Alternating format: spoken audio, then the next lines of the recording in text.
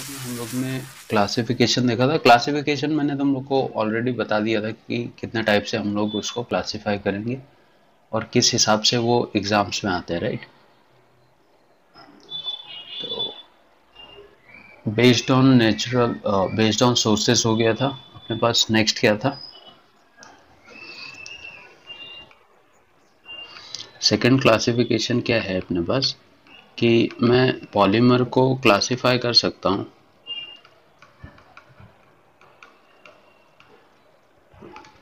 Based on their structure. सही है ना? कितने टाइप से क्लासिफाई करते हो? 3। कौन कौन से?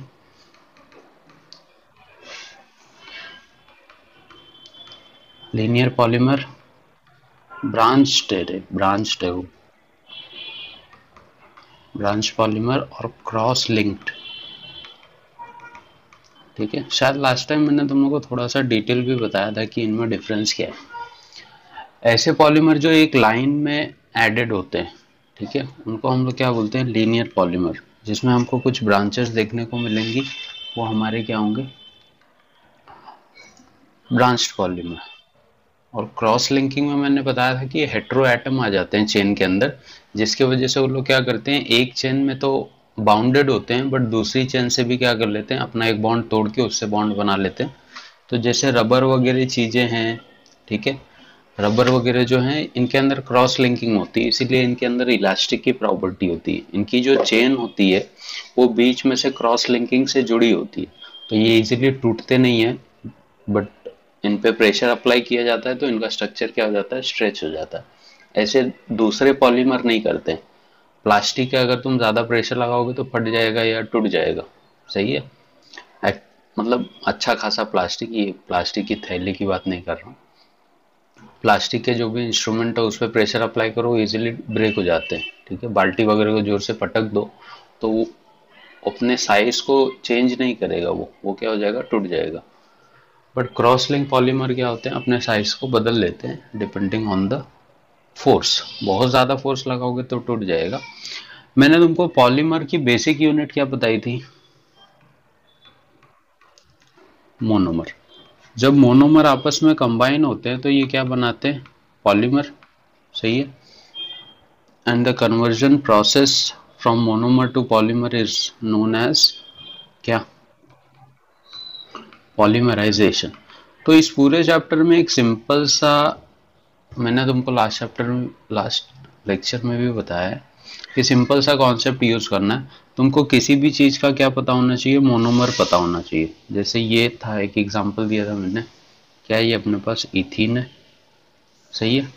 अब इसी को अगर मैं पॉलीमराइज कर दूं, पॉलीमराइजेशन के प्रोसेस में लेके जाऊं इसको, तो ये मॉलिक्यूल अपना एक डबल बॉन्ड तोड़ेगा और क्या हो जाएगा? ऐसे कंटिन्यूअस फॉर्म में आगे जोड़ते चला जाएगा एक दूसरे से। तो अब हम लोग बहुत बड़ा सा स्ट्रक्चर नहीं बना सकते। इसकी वजह से मैंने क्या बोला था, यहाँ पे ऐसे ब्रैकेट और यहाँ पे ऐसे ब्रैकेट। ये बॉन्ड यहाँ भी कंटिन्यू होगा और यहाँ भी। सही है। और आगे क्या लिख दोगे? N times. एन टाइम्स ये स्ट्रक्चर क्या होगा? चलते जाएगा। क्योंकि मेरे को पता नहीं होता कि कितने मॉलिक्यूल से वो स्ट्रक्चर बना हुआ, तो वो तुमको अगर ये डबल बॉन्ड, मान ले अगर दो मॉलिक्यूल इथीन के हैं तेरे पास, तो तू इनको कंबाइन कैसे करेगा?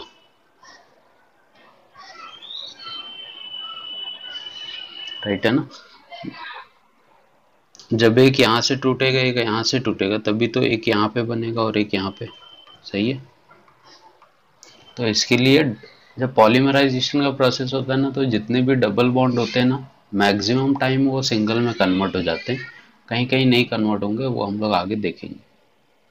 समझ में आया?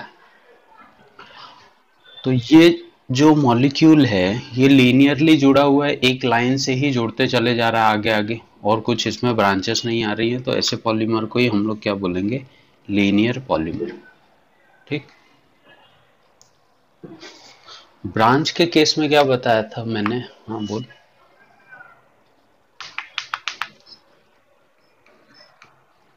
हाँ, बट वो बायोमोलिक्यूल में आ जाएगा ना फिर। हाँ, स्ट्रक्चर वैसे ही रहता है। अब जैसे अगर मैं एक तुमको मोनोमर दे दूं, ऐसे बोलूं कि CH डबल बॉन्ड CH2 और यहाँ पे अटैच है CH3, सही है।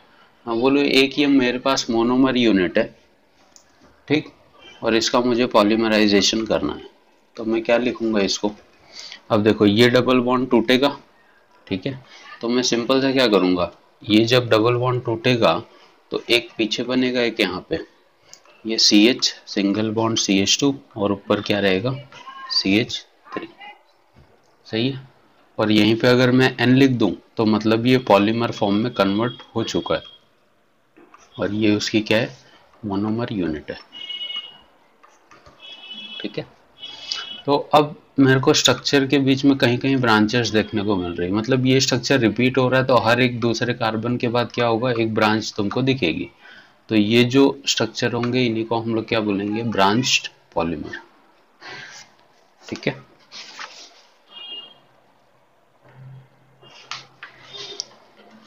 नेक्स्ट मैंने एक बताया था तुमको, क्या इसी में क्रॉस लिंक्ड बोलो या क्रॉस लिंकिंग पॉलीमर, जो भी बोल सकते हो। कैसे एग्जाम्पल दिया था, अभी नाम इम्पोर्टेंट नहीं है, तुमको अगर आ गया तो तुम लोग बता दोगे उनको कि कैसे ये बनते हैं, ठीक है। क्या बोला था मैंने, किसी भी पॉलीमर की एक चेन है, कोई दूसरे पॉलीमर की एक चेन है ऐसे, ठीक है। अगर कहीं पे हेट्रो एटम आ जाते हैं या इस पे कहीं पे हेट्रो एटम आ जाते हैं, मान लो यहाँ पे नाइट्रोजन वगैरह आ गया, ठीक है, तो लोग क्या कर लेते हैं, अपना एक डबल बॉन्ड तोड़ के इससे ऐसे लिंकिंग कर लेंगे, जिसकी वजह से क्या होता है, अब ये दोनों साइड फोर्स लगा रहा है, ठीक है। और ऐसा ये लोग क्यों करते हैं, हमको पता है ऑक्सीजन ऐसे ज़्यादा स्टेबल है या फिर ऐसे ज़्यादा स्टेबल है, क्या लगता है।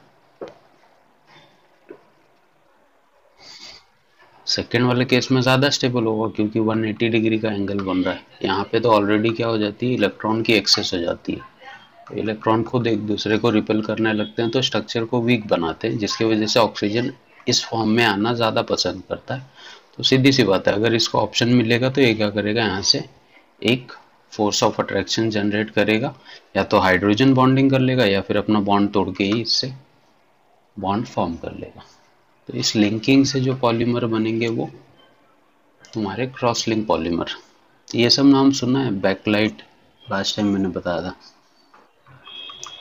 ठीक है, स्विचेस वगैरह बनाने के लिए जो यूज़ होते हैं, तो उसमें क्रॉस लिंक पॉलीमर होती है, या रबर वगैरह बोल लो तो ज़्यादा बेटर, ठीक है। काम करोगे, क्लासिफिकेशन बेस्ड ऑन स्ट्रक्चर हम लोग देख रहे हैं ना, तो पहला ये लीनियर पॉलीमर, ऊपर का हो गया था ना सेमी सिंथेटिक वाला, क्लासिफिकेशन बेस्ड ऑन स्ट्रक्चर, पहला लीनियर, उसके बाद हमारे पास है ब्रांच पॉलीमर, ठीक है, और यहाँ पे नेटवर्क या क्रॉस लिंक पॉलीमर, इनको नेटवर्क पॉलीमर भी बोला जाता है, तो वर्ड्स लिख लेना प्रॉपर्ली, ठीक है। Classification based on polymerisation process, खाली टॉपिक लिखना, classification based on polymerisation process, समझा देता हूँ फिर लिखो। क्या बताया था, किसी को याद है।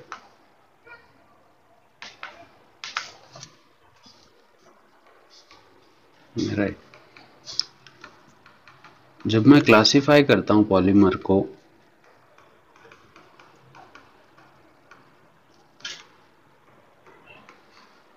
बेस्ड ऑन पॉलीमराइजेशन, किसी को ध्यान में क्या बताया था इसमें डिफरेंस, दो टाइप से, एडिशन पॉलीमर और कंडेंसेशन, क्या फर्क है।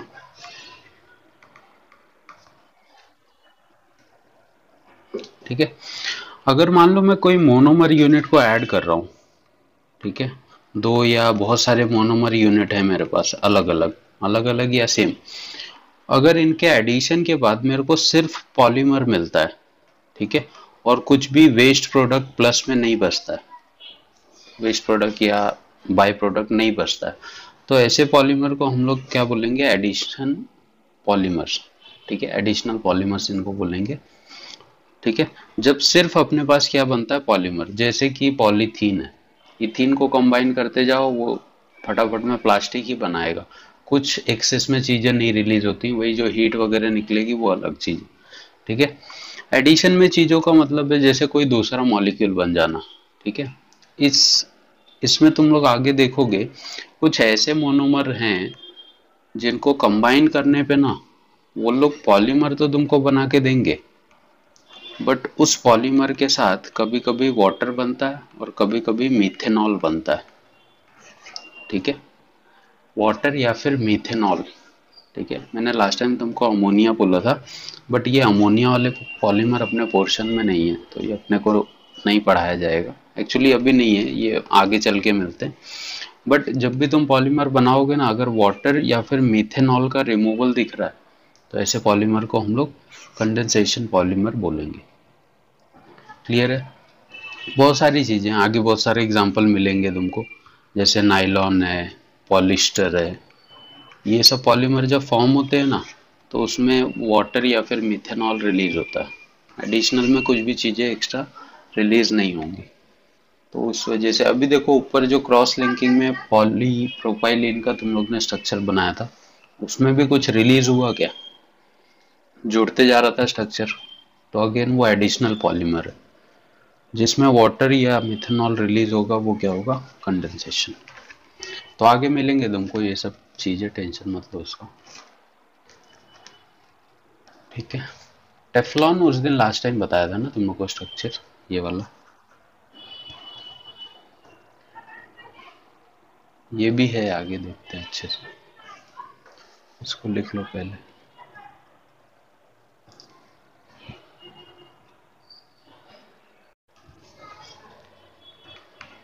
किसके ऊपर था अपना next classification? Classification based on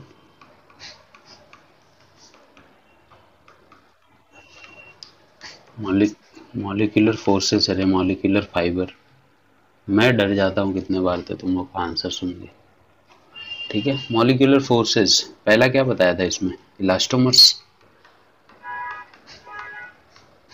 ठीक है, दूसरा फाइबर्स, तीसरा थर्मोप्लास्टिक, और फोर्थ था तुम्हारे पास थर्मोसेटिंग। ठीक है, ऐसे चार क्लासिफिकेशन बताए थे। इसके ऊपर बहुत बार नोट लिखने को आता है, थर्मोप्लास्टिक और थर्मोसेटिंग के ऊपर। ठीक है, डिफरेंस देख लेना ध्यान से क्या होता है। अब पॉलीमर्स की बात हो रही है तो सारे सीधी सी बातें पॉलीमर्स ही होंगे। इलास्टोमर्स ऐसे पॉलीमर होते हैं, ठीक है, जिनकी साइज इंक्रीज और डिक्रीज हो सकती है depending on the applied pressure. तुम जितना ज़्यादा प्रेशर अप्लाई करोगे उसके अकॉर्डिंग ये अपने साइज या शेप को क्या कर लेते हैं, स्ट्रेच कर लेते हैं। कुछ टाइम के बाद वापस उसी रिसाइज भी हो सकते हैं, अगर तुम प्रेशर हटा लो वहाँ से तो वो अपने आप को रिसाइज कर लेते हैं। ठीक है, तो ऐसे पॉलीमर जो स्ट्रेस देने पे अपना स्ट्रक्चर चेंज कर ले और प्रेशर हटाने पे वापस अपने पुराने स्ट्रक्चर में आ जाए, उनको हम लोग क्या बोलेंगे, इलास्टोमर्स। फाइबर्स क्या होते हैं, फाइबर तो सुना होगा अभी, जनरली बहुत ज़्यादा अभी नाम उठा था इसका, पुलिस वाले फाइबर के डंडे से मारते हैं सब बोलते थे सब लोग।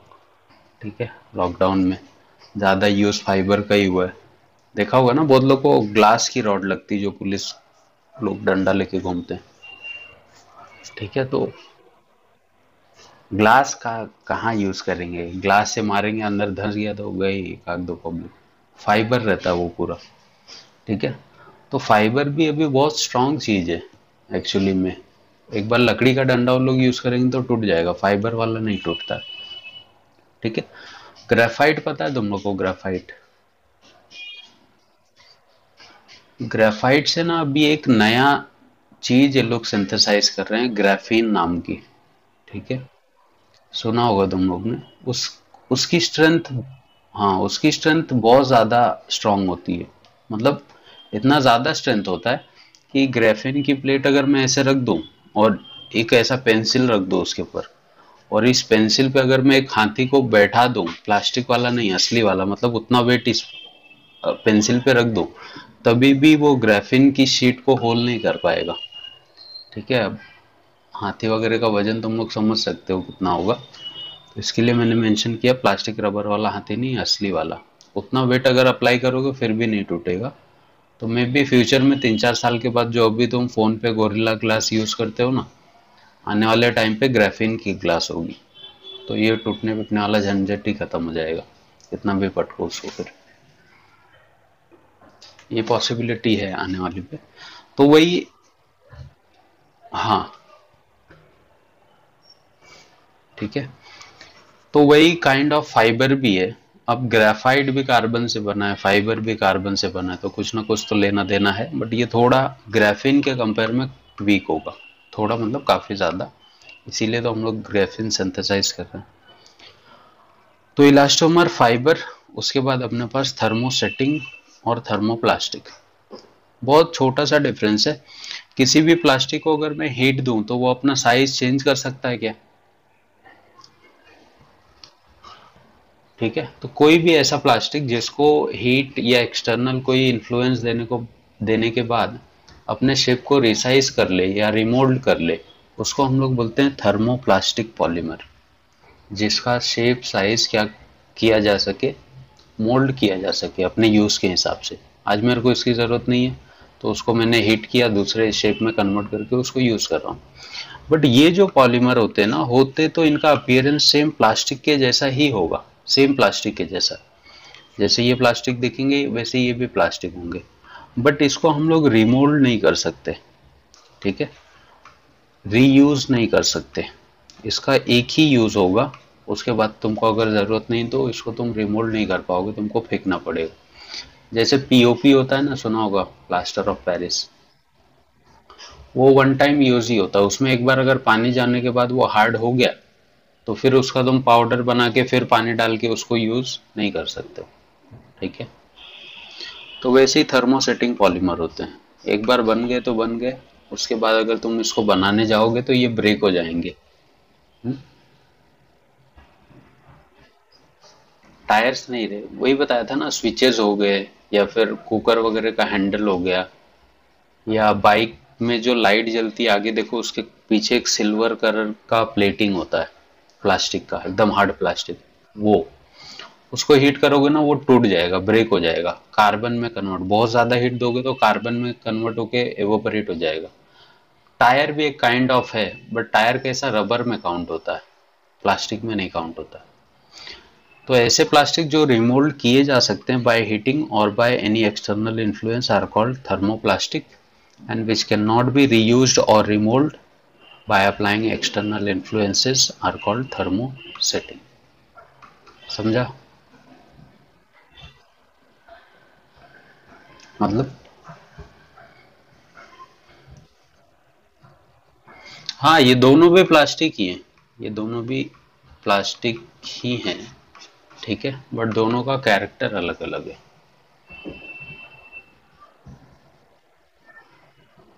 क्या? टपरवेयर क्या, ये जो टिफिन वगैरह रहता है अपना, वही ना? ये अब डिपेंड करता है रे, सस्ता वाला लेगा तो पतला प्लस, हाँ पतला प्लास्टिक रहेगा तो उसको हम लोग रिमोल्ड कर सकते हैं। हार्ड प्लास्टिक जहां दिख रहे हैं ना, वो समझ जाओ नहीं रिमोल्ड होंगे। परफ्यूम वगैरह का जो ढक्कन होता है देखा कभी तुम लोग ने, हार्ड प्लास्टिक से बना होता है। परफ्यूम्स वगैरह के ऊपर जो ढक्कन लगे होते हैं, वो सब भी उनको तुम मोल्ड नहीं कर पाओगे अगर अच्छे क्वालिटी का है तो। बाकी सस्ता वाला तो मोल्ड कर सकते हो। हम्म, इसको classification based on molecular forces, elastomer, fibre, thermoplastic and thermosetting. Examples भी लिखे हुए हैं, देखो तुमको कितने बेस्ड ऑन 4 टाइप हो गए ना अपने पास क्लासिफिकेशन के। ठीक है, हम लोग ना पॉलीमर को एक तरीके से और क्लासिफाई करते हैं। जैसे अगर मैं बोलूँ तो लिख लो इसको भी, क्लासिफिकेशन बेस्ड ऑन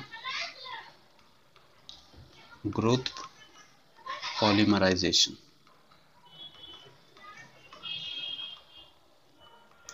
ठीक है, ग्रोथ पॉलीमराइजेशन का क्या मतलब होता है कि अगर सपोज करो तुम्हारे पास कोई पॉलीमर बन रहा है फाइनली, ठीक है, तो सीधी सी बात है इसका कोई पॉलीमराइजेशन प्रोसेस रहा होगा।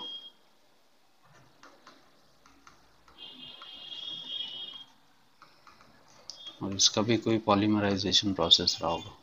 सही है। कभी कभी क्या होता है कि अपने पास जो मोनोमर यूनिट है वो सेम हो। सही है, इथीन है प्लस इथीन में दूसरा भी, मेरे पास सारे मोनोमर किसके होंगे, इथीन के होंगे। बट जब तुम लोग पॉलिस्टर पढ़ोगे ना, पॉलिस्टर हो गया, टेरिलीन हो गया, नाइलॉन हो गया, तो उसमें ऐसा नहीं होता है। उसमें एक मोनोमर होगा अमाइन का और एक मोनोमर होगा कार्बोक्सिलिक एसिड का। ठीक है, तो बेस्ड ऑन ग्रोथ पॉलीमराइजेशन, कि पॉलीमराइजेशन की ग्रोथ मतलब पॉलीमर की ग्रोथ कैसे हो रही है, अगर उसके मोनोमर सेम है तो उसको हम लोग होमोपॉलीमर्स बोलेंगे। ठीक है, और अगर इसके मोनोमर यूनिट डिफरेंट है तो हेट्रोपॉलीमर्स। समझ में आया? ठीक है, पॉलीमर बन रहा बात सही है, बट उसकी अगर मोनोमर यूनिट सेम है, सारी यूनिट मोनोमर की सेम है, तो वो होमोपॉलीमर होगा।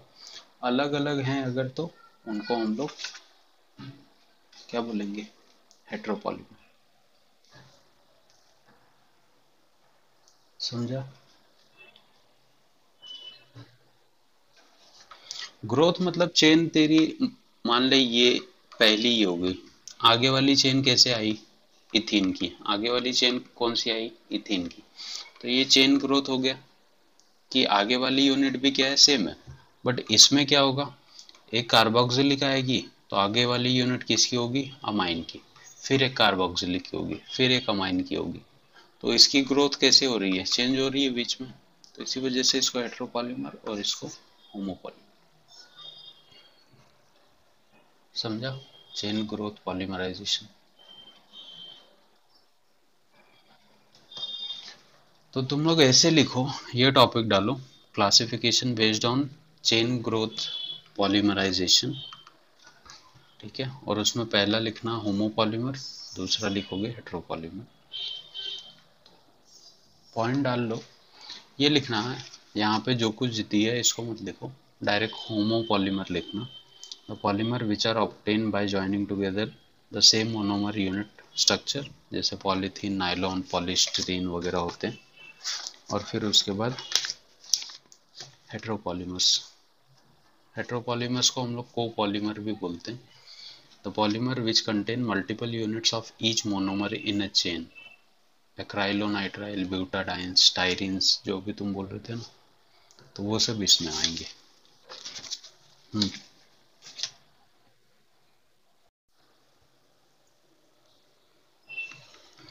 पॉलीमराइजेशन प्रोसेस देखो होता कैसे।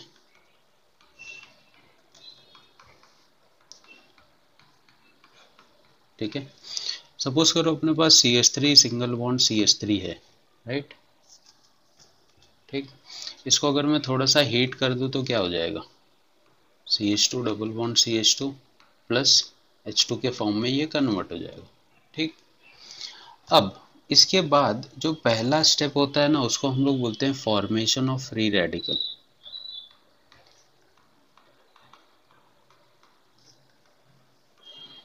Free radical, free radical formation मतलब ये प्रोडक्ट था CH2 डबल बॉन्ड CH2, तो ये कुछ एनर्जी पाने के बाद ना ऐसे ब्रेक हो जाते हैं, CH2 सिंगल बॉन्ड CH2, इस पे भी फ्री रेडिकल, इस पे भी फ्री रेडिकल।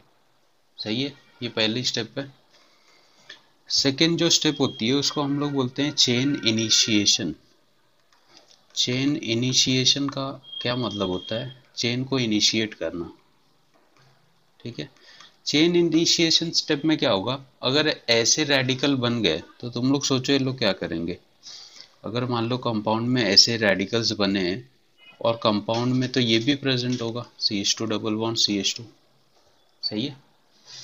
तो ये रेडिकल क्या करेगा, इसको फोर्स करेगा, कैसे ब्रेक होने के लिए, होमोलिटिक फॉर्म में ब्रेक होने के लिए, सही है। तो इसको देखते ही ये भी क्या हो जाएगा, ब्रेक हो जाएगा। और जैसे ही ये ब्रेक होगा, ये क्या करेगा, एक रेडिकल इस पे आएगा, एक इस पे आएगा, ठीक है। तो अपने पास स्ट्रक्चर क्या बनते हैं, CH2 dot CH2 dot plus इसके ऊपर भी क्या हो जाएगा, CH2 डॉट और सिंगल बॉन्ड CH2 डॉट, सही है। अब आता है थर्ड स्टेप तुम्हारा, चेन प्रोपोगेशन। चेन प्रोपोगेशन का मतलब चेन को आगे कैसे बढ़ाया जाए। तो आगे कैसे बढ़ रहा है वो तो अपने को दिख ही रहा है। CH2 डॉट क्या कर लेगा, ये CH2 डॉट जो बने हुए CH2 डॉट से उनसे कंपेयर हो जाएंगे, ठीक है। देखो CH2 सिंगल बॉन्ड CH2, ये दोनों कंबाइन हो जाएंगे CH2 और ये CH2 डॉट, सही है। तो ये तीन फॉर्म में ही क्या होता है, पॉलीमर बनता है। अब ये दोनों फ्री रेडिकल क्या करेंगे, किसी दूसरे इथीन के पास जाएंगे, उनको भी क्या करेंगे, इनिशिएट करेंगे रेडिकल के फॉर्म में, फिर ये आगे जुड़ जाएगा, फिर एक रेडिकल फॉर्म हो जाएगा। तो ये चेन क्या होती है, ऐसे ऐसे चलते जाती है, तो रुकती नहीं है। बहुत बार क्या होता है कि ये जो हाइड्रोजन बने थे सोल्यूशन में, ये भी तो रहेंगे, ठीक है। कभी कभी ये लोग क्या करते हैं मालूम है, ये हाइड्रोजन भी फ्री रेडिकल के फॉर्म में ब्रेक होके इनसे डायरेक्ट फिर से बॉन्ड बना लेते हैं। तो ये इसको भी CH3 कर देंगे और इसको भी CH3 कर देंगे, तो वहां पे चेन क्या होती है, रुक जाती है, जिसको हम लोग चेन टर्मिनेशन स्टेप बोलते हैं। तो फिलहाल तुम लोग अपने को पॉलीमर के लिए ये तीन है। चेन टर्मिनेशन में क्या होगा, जब भी चेन आगे फॉर्म होना रुक जाए, टर्मिनेशन मतलब क्या, रुक जाना, सही है। तो ये हाइड्रोजन अगर वापस रिएक्ट कर दें इससे, तो इस चेन को वो लोग रोक देते हैं, तो फिर से हमको और एनर्जी देनी पड़ती है ताकि वो हाइड्रोजन निकल जाए, तो फिर से चेन प्रोपोगेशन ये सब चालू हो जाता है। तो मेन जो पॉइंट्स है पॉलीमर बनाने के वो तीन ही है। पहले तो फ्री रेडिकल का फॉर्मेशन, फिर दूसरे रेडिकल्स को इनिशिएट करने का स्टेप, फिर प्रोपोगेट करने का मतलब कंबाइन होने का। तो इन तीन फॉर्म में प्रोपोगेशन होती है रिएक्शन के अंदर। चेन टर्मिनेशन चौथा स्टेप में लिखा देता हूँ, इसको तीनों को लिख लो पहले। चेन टर्मिनेशन, चेन टर्मिनेशन में क्या होता है कि मान लो जैसे पॉलीमर बन चुका है, तो पॉलीमर बनने के बाद कितनी भी बड़ी चेन हो जाए, ठीक है, लेकिन उसके एंडिंग वाले पे फ्री रेडिकल और स्टार्टिंग वाले पे फ्री रेडिकल रुक जाएंगे, है कि नहीं। तो अगर इसमें हाइड्रोजन है तो हाइड्रोजन भी क्या करेगा, होमोलिटिकली अपने आप को ब्रेक कर लेगा, और एक पॉसिबिलिटी ये आती है कि ये हाइड्रोजन इनसे कंबाइन हो जाए। और ये हाइड्रोजन इनसे कंबाइन हो जाता है तो ये पॉलीमराइजेशन प्रोसेस क्या हो जाएगा, स्टॉप हो जाएगा, ठीक है। अगर यहाँ पे CH3 बच गया तो ये क्या चेन दूसरे किसी फ्री रेडिकल को फॉर्म कर सकती है क्या, इसके नहीं। तो जब भी पॉलीमर में ये वाली स्टेप आती है तो ये क्या करती है, पॉलीमराइजेशन प्रोसेस को टर्मिनेट कर देती है, रोक देती है। तो इस केस में हमको फिर से क्या करनी पड़ती है, एनर्जी थोड़ी सी देनी पड़ती है।